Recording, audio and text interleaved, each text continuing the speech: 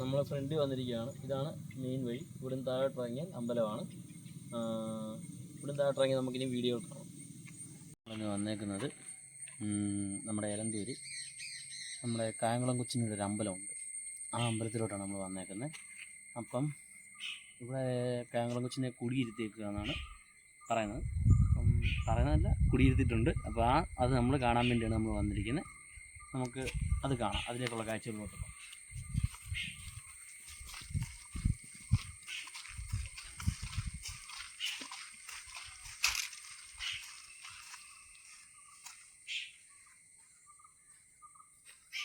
ഇതിലൂടെയൊക്കെ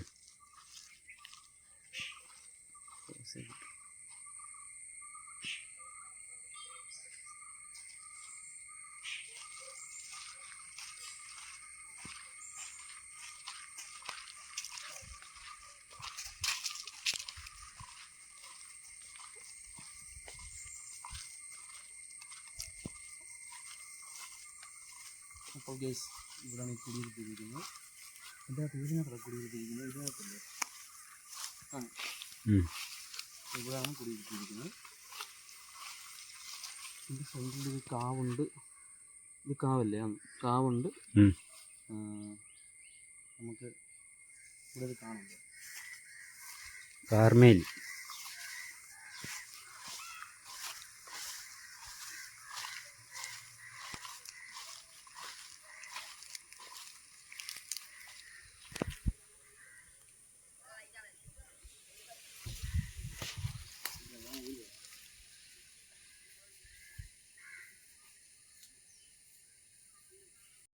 സംഭവം എന്ന് വെച്ചാൽ, ഇവിടുത്തെ ഉള്ള ഇതെന്ന് പറയുന്നത് നമ്മുടെ ഒരു സാധനം കാണാതെ പോയാൽ ഇവിടെ വന്ന് പ്രാർത്ഥിച്ച് നേർച്ചയിട്ടാൽ കാണാതെ പോയ സാധനം കിട്ടുമെന്നാണ് പറയുന്നത്.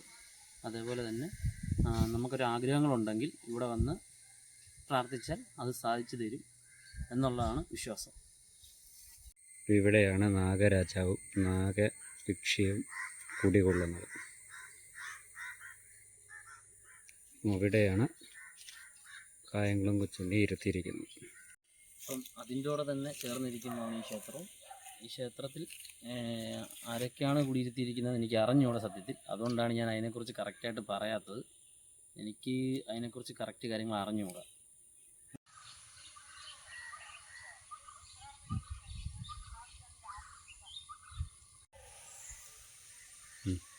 അപ്പോൾ ഇവിടെ വന്നാൽ നമുക്ക് തിരിച്ചു പോകാൻ തോന്നുന്നില്ല. ഒരു 5 മണിക്ക് ശേഷമൊക്കെ വന്നാൽ നല്ല കാറ്റും നല്ല ക്ലൈമറ്റാണ്. കാണാനൊക്കെ നല്ല രസമാണ്. നമുക്കിവിടുന്ന് പോകാൻ തോന്നുന്നില്ല. അതിൻ്റെ കൂടെ തന്നെ ഇവിടെ എനിക്ക് ആലും മാവും ഒക്കെ നിൽപ്പുണ്ട്. അപ്പോൾ അതുകൊണ്ട് നമുക്ക് നല്ല തണുപ്പും നല്ലൊരു ഓക്സിജൻ്റെ നല്ലൊരു ഫീലിംഗ് ഉണ്ട്. നമുക്കൊരു പ്രത്യേക ഒരു എനർജി കിട്ടും ഇവിടെ വന്നാൽ. അതൊരു സെറ്റ് വൈബാണ്. എല്ലാവരും വന്നൊന്ന് കണ്ടു നോക്ക്. എനിക്കെന്തോളം ഇഷ്ടപ്പെട്ടു. നിങ്ങൾക്ക് ഇഷ്ടപ്പെടും, വരുന്നവർക്കെല്ലാം ഇഷ്ടപ്പെടാതിരിക്കത്തില്ല.